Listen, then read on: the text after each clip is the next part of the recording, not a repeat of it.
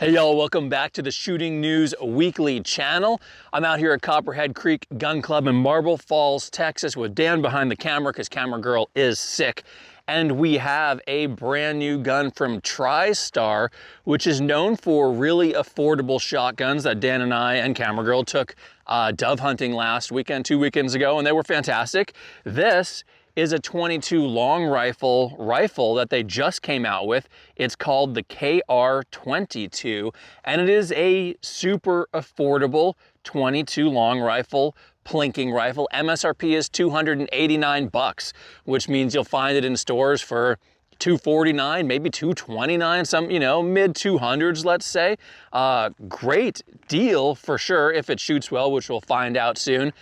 Threaded barrel, I put an old suppressor on here. We've got a fiber optic front sight that's adjustable. There is a rear sight built into the Picatinny rail here, which is kind of cool. So we're gonna shoot at open sights today. I brought an optic, but decided I kind of like these. Obviously full rail on the top if you wanna put a scope or a red dot or whatever on there. We have this steel charging handle, which threads into the bolt. It's got a Allen head on there, and you can thread it into the left side instead. So you can do right-hand charging or left-hand charging, which is kind of cool. It takes Ruger 1022 magazine. So I've got this and I've got a 15 round one with me. Comes with this, it's a TriStar branded 10-shot rotary magazine, nice and flush with the bottom. That's the only 1022 compatible thing on here, even though it looks like it. The way the barrel installs is different from a 1022. The bolt, the trigger, different, but similar. I think probably the most unique feature on this is that this receiver is polymer. So it's really lightweight, and that's one of the reasons why they're able, obviously, to keep the price down. Instead of aluminum or cast aluminum, like a Ruger one or an aftermarket one, it's polymer. Interestingly enough, Savage just came out with one a couple of days ago. They announced it. That's also a polymer receiver. That one is more 1022 based, but a budget 22. So, excuse me, I'm going through puberty. Yeah, let's go ahead and shoot it. A crossbolt safety. It's going to be similar in operation and function, how you run it to a 1022, but different setup. I like this adjustable comb, rubber on the back. It's a pretty good looking gun, lightweight. So let's put 10 rounds of Aguila subsonic through it. This is a bit of a test. This isn't my favorite ammo. Holy cow, that is silent. Uh-oh. Oh, we just didn't quite eject it. I may have to switch to different ammo. I've never had good results from this stuff. It's just not quite powerful enough. It is quiet though. Oh my gosh, is it ever. We're getting there.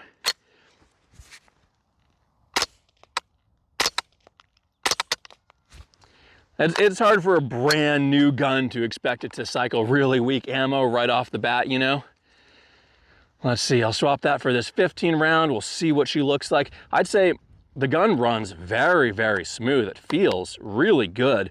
The trigger's fantastic. It's nice, it's crisp. It's got a little safety blade dingus on it. Maybe, Dan, you want to come in close and I'll show what the trigger looks like? Because it's pretty crisp. Right, I'm lined up on target, so we're going to take up that safety blade. Uh-oh. One more time. It's got a good reset on it, too. It's a good trigger. All right, we'll switch ammo so we can see this thing run. I'll let Dan shoot after I switch. Wow. Sorry, Aguila, but this ammo, I have had nothing but trouble with it. I should have known. All right, just like on a 1022, you pull forward on that guy, magazine rocks out, and I broke the magazine release off. So this is sort of my fault. I had already cracked this polymer magazine release.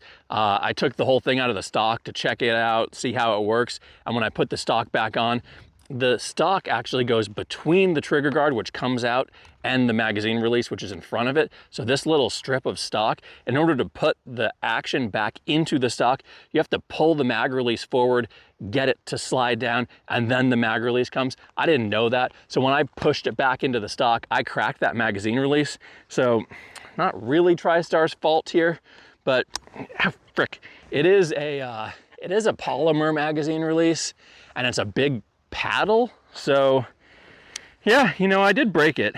We'll see what it takes to replace it. Right now, let's just replace the magazine, and we'll run some ammo that doesn't suck. Sorry, Aguila. Alrighty, sorry for that little mishap. We are back. I got a screwdriver in here to pry the broken magazine release forward, and then we got that mag out. It did fit a little bit tight, whereas this factory TriStar one fits nice. Haven't tried a Ruger 10 round one. The Ruger ones vary. When we were making our chassis, we noticed that the fit, if I grab 5 magazines, the fit of the mag in the chassis is slightly different on like every single one. Some of them are a little fat. So this mag well may be just a little tight for that particular 15 round magazine. We switched to American Eagle suppressor subsonic ammo, which I have always found to be good. It's still subsonic, so it's not full power ammo, but we'll see how this bad boy runs with it.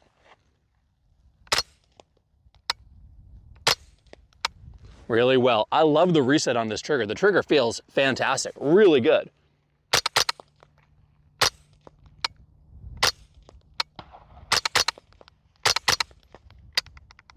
Nice. Okay, so my turn. Something you ought to know. Nice sights on this rifle. Front fiber optic, as you can see. Rear, two white dots, kind of standard, but they're up front here at the front of the rail, and it really gives you a nice sight picture. It's a great width on the front sights. You get a nice view of your target. We're gonna load her up, and let's put a few more through. Subsonic again. Wow, that really is a nice trigger. Listen to that reset.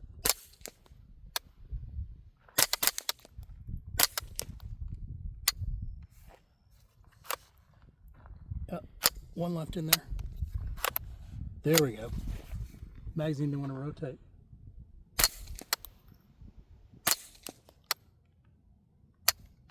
Nice. The thump of the rounds hitting the dirt is it's so loud. It is. The impact against the berm is every bit as loud or louder than the action. So it's amazing. This is, again, Turkish made. So we're going to try to get that piece, the magazine release piece.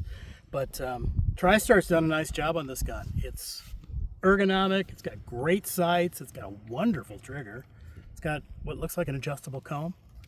A nice recoil pad, cushy. Not that you need that with a 22, but you know, if you're worried, if your little 6-year-old is taking her first shots with a gun, she's not gonna have to worry about it. Definitely put a cam on that threaded barrel, because this is just unbelievably quiet. Suppressed 22 is the way to teach people how to shoot. We're not wearing any ear protection. There's absolutely no need for it with a suppressor on it. It's not louder than just cycling the bolt manually. Like, exactly. It's freaking silent. Yeah. That's as loud as anything gets when you fire this gun. And really smooth. The action feels nice. It is super quiet, even though this old school can isn't very quiet, but this couldn't be quieter. It's lightweight. The ergonomics are good. The trigger, shockingly, excellent. Would I get this gun? Yes, although I realize I broke the magazine release off. We'll contact TriStar, try to get a new one. And again, I don't think that's anything you would ever run into. Polymer is fine for the little paddle on the 1022. They're all polymer anyway. Don't be an idiot like me. We'll get a new one. I think it's fine. It doesn't bother me. $250 gun. I'm gonna go shoot it for some accuracy groups. I'll throw a scope on it. Like it from TriStar. That's the Kr22, y'all. Please like and subscribe to the Shooting News Weekly channel on YouTube here, and we'll see you out here in Texas next time. Thanks.